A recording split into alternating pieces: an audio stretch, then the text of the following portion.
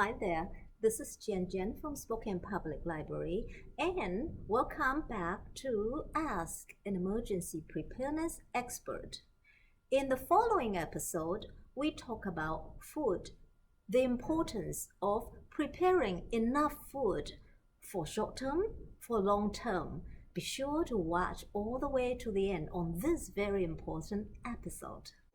Okay, today we're going to continue our series on home survival. Food, part one. Food can disappear quickly. And I suppose probably most of you understand that the food that we get in a store, they have a system which is called just in time. Instead of having a lot of stock in the back of the store of extra food, they have computers that calculate what's being sold. And from that, they, in distribution centers around the country, they will bring in food in trucks that's needed and stock it only when it's needed. And this is a pretty complex system, and when it's working, it's great. But there's times it gets interrupted, and there's a lot of scenarios where that can end.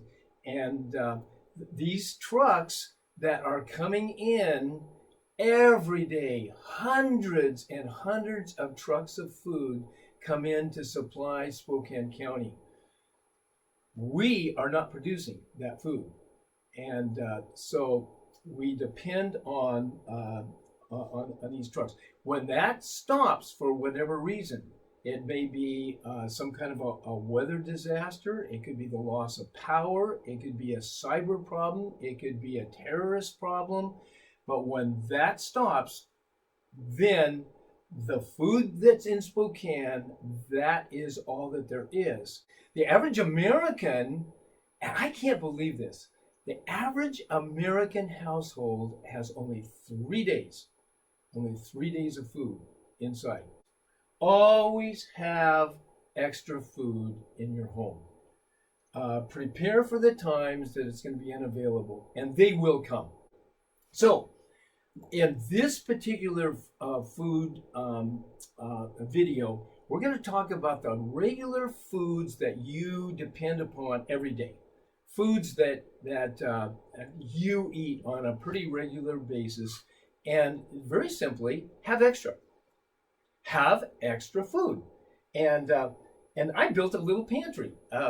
Some of you may not have a pantry, but it's very simple. You just need some 2x4s and some ripped plywood or ripped shelving, and you can make a little pantry just about anywhere. I made one just down in the basement, and we'll take a look at that. That you can put foods that you typically eat and you have extra of. And what I do, because my eyes aren't all that great, there'll be a expiration date, or there'll be some kind of a labeling on there. And a lot of times it's small or it gets rubbed off. I just mark my food products, and I use a system by which I put those in the back when I buy one, and then I'm always pulling the ones that are the oldest and be using that, so there's a rotation so nothing spoils. And I'm only buying things that we use on a regular basis that works. Ideally, products in glass, little principle, products in glass will last longer than products in cans or plastic. Have quick meals that you love, your favorite soups. Have extras of those.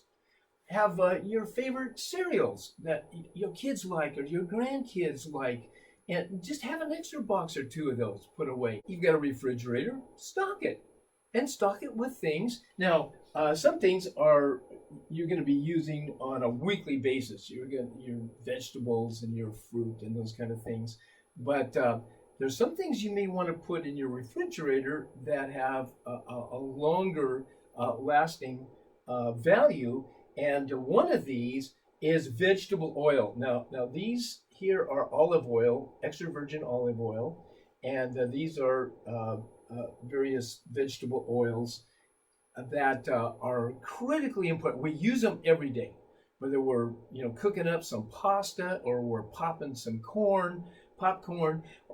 We just use these. But in survival, if we're talking about a long-term situation where we can't get food, we want calories.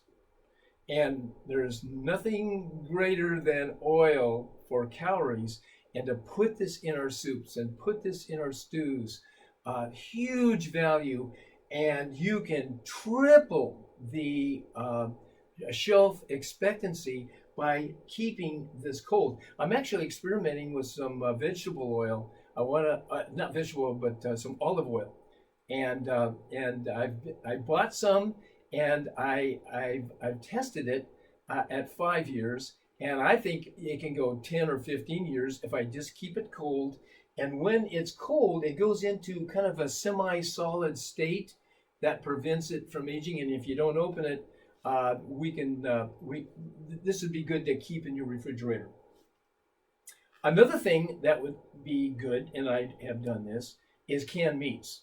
And there's a lot of great canned meats, and I only put a few of the ones that I store, especially things like ham that are cured with a lot of salt.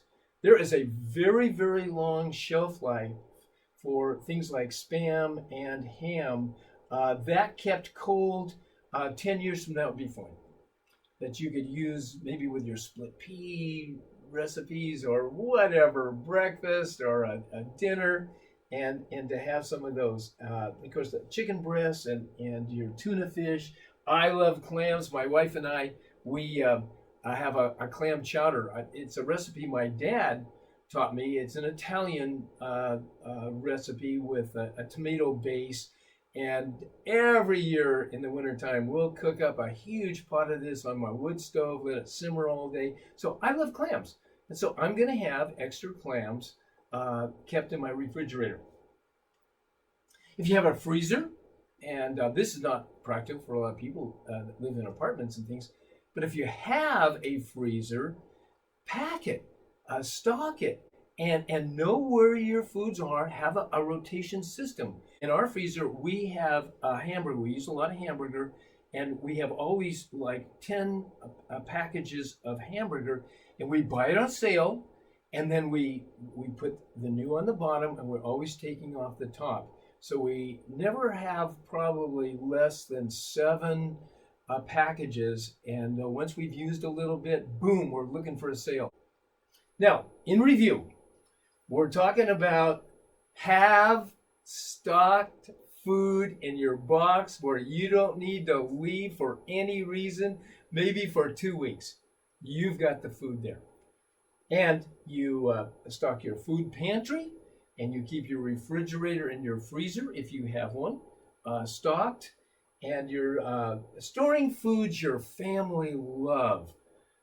Don't make the mistake of getting a bucket of lima beans or something that nobody likes. It's just going to go to waste. So you're buying foods and stocking, and you'll go to sleep at night with a smile on your face, knowing no matter what, you're going to eat. Thank you.